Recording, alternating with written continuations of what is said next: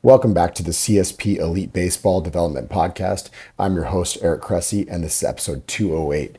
I'm doing this one solo today, and I think it's because this is an important topic that I've considered talking about for quite some time, and I really wanted to make sure that I wrap my head around it. I'm going to give you a heads up in advance, though. I want you to literally just grab a piece of paper or your notes section on your iPhone, and I want you to write out this equation that I'm going to introduce you today. It's I equals NF divided by AR. Again, I equals NF divided by AR.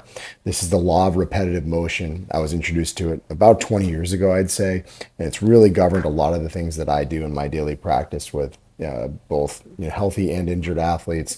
I think it can be a really big difference maker for a lot of folks listening to this podcast. We'll dig in more detail after a word from our sponsors. Overuse injuries have emerged as one of the biggest threats to players at every level of competition. As an example, at the professional level, ulnar collateral ligament injuries at the elbow alone sideline pitchers for an average of over 17 months. That's a ton of lost development and a threat to lengthy careers. Just as concerningly, though, for youth players, overuse is the predominant mechanism of injury. So what can be done? Obviously, we need to train athletes to be prepared for all the stresses the game throws at them. However, the other side of the equation, recovery, often doesn't get the attention it deserves. Healthy, recovered arms mean you can stay in the game and give your best on the field, and that's where Mark Pro comes in. Mark Pro is a cutting-edge recovery tool that provides all the benefits of active recovery, but without the extra effort, muscular fatigue, or stress to tendons and joints. Players can use Mark Pro as long as needed for exceptional recovery between training sessions or after games. We'll often send Mark Pro units back with athletes to their hotels or even have them use them on team flights. Both easy to use and portable, Mark Pro is a powerful tool that allows recovery anywhere, anytime. Use it while relaxing at home, on the road, or during tournaments. On a personal note, I was originally a naysayer when it came to Mark Pro. However, longtime Cressey sports performance athlete Corey Kluber turned me onto it. He adopted Mark Pro into his post-pitching recovery approach, and it was an integral part of him going out and throwing 200 innings year after year. This led me to experiment with it myself and with more of our athletes, and the feedback was consistently outstanding. Now, just a few years later, you'll see it in every major league organization as part of the routines of some of the most accomplished baseball players on the planet. If you're looking for the same results enjoyed by these athletes, visit markpro.com and use the coupon code Cressey at checkout for an exclusive discount. Again, that's markpro.com, markpro.com, and use the coupon code Cressey, Cressey, at checkout for an exclusive discount. We're going to get to it talking about the law of repetitive motion. And as I mentioned in the intro, I equals NF divided by AR. I refers to the injury or insult to the tissues. So basically, this is the damage that is done, whether it's a high grade injury, something like a fracture or a muscular rupture, or something along those lines, or it could be something as minute as just exercise induced damage after a strength training session or a pitching outing or something like that. We'll dig in on that a lot more, but I first want to introduce the whole equation. So I equals N, so the number of repetitions, times F. F is the force or tension of each repetition, and that's expressed as a percentage of maximum muscular strength. And it's divided by A, which is amplitude of each repetition. That just refers to range of motion in the system.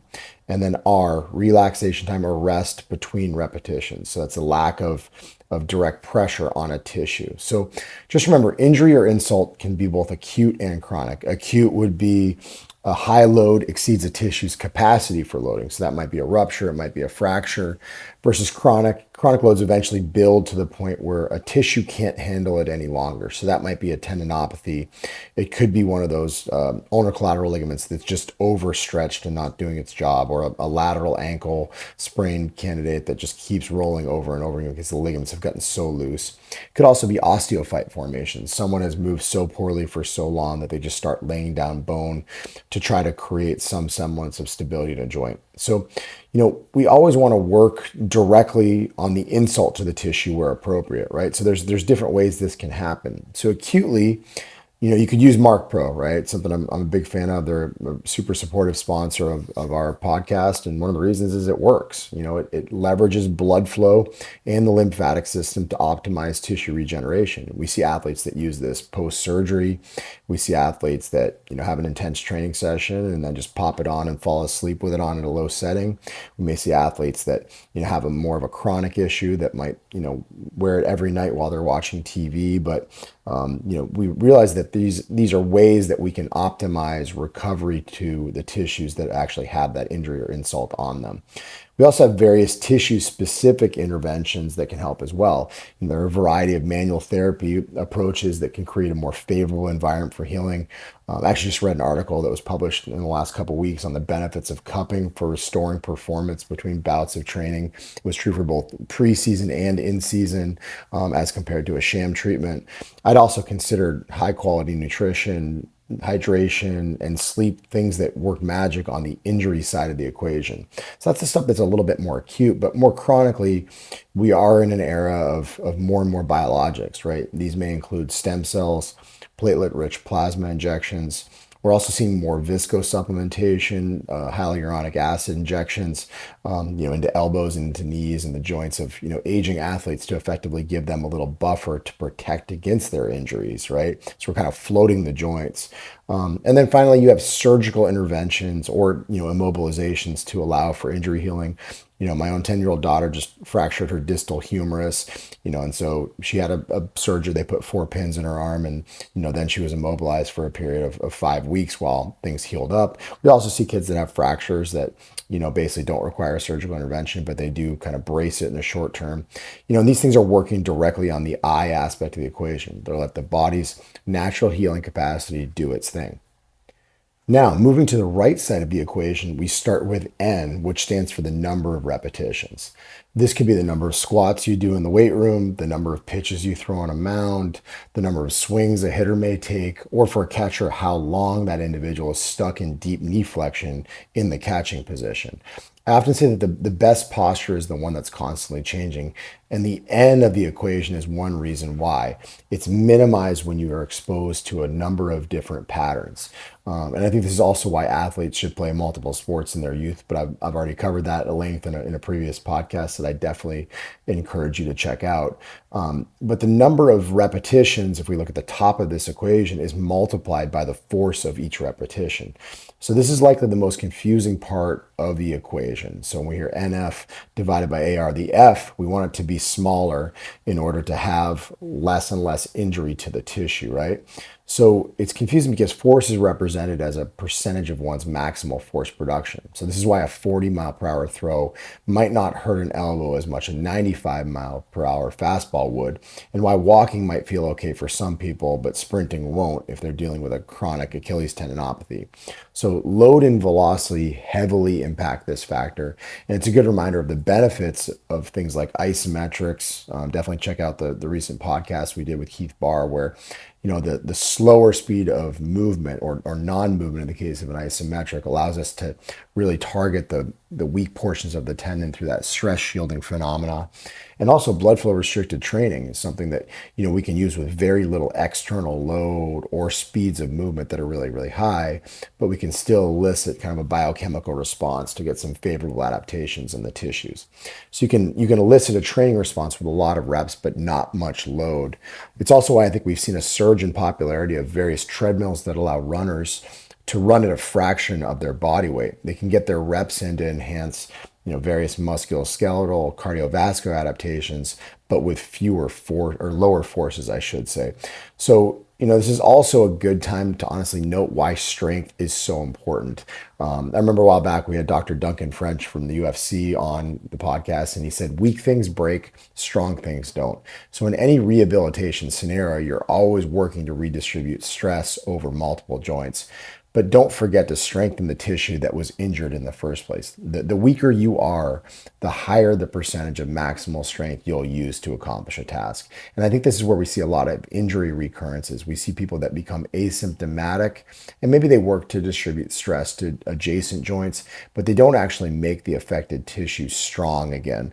I think this is something that we see very, very commonly In the past, when someone would go in for anterior knee pain rehabilitation and they just do a bunch of leg extensions, and they'd get healthy in part just because they initiated a bunch of rest beforehand, but that tendon did get stronger. I think we can probably agree, particularly after the podcast we did with Keith Barr, that more isometric interventions and things like that are probably the way to do it versus just doing a bunch of classic leg extensions. But I think we are realizing that at the end of the day, there was probably an era of physical therapy that overlooked, just making a specific tissue more resilient to stress. So we need to consider that moving forward. Now let's move to the bottom half of the equation, and AR is what we're looking for. NF over AR, and amplitude is the A. It's just a fancy way of saying range of motion. If someone works on a factory line doing repetitive tasks in a small amplitude of movement, you can change their life dramatically by just giving them some mobility exercises to do throughout the day to add range of motion to their life. Even just encouraging them to go for a walk, for 20 minutes during their breaks or something like that. Or even better, you can give them varied tasks throughout the day to break the limited range of motion cycle. Now, baseball is a very tricky example in this regard because hitting and throwing are very high amplitude tasks, but they are very repetitive. So in the grand scheme of an overall comprehensive athletic profile, you actually probably need to go out of your way to get exposed to more variability in your training to preserve global range of motion and stress tissues in different ways. So amplitude can also refer to adjusting technique. So as an example, if you have someone who has anterior knee pain and you teach them to squat with more of a vertical shin, a more hip dominant approach where they kind of sit back more than they sit down, where it's less quad dominant, that can take stress off of a cranky patellar tendon. All you're doing is you're adding amplitude to the system and getting different joints to share the stress.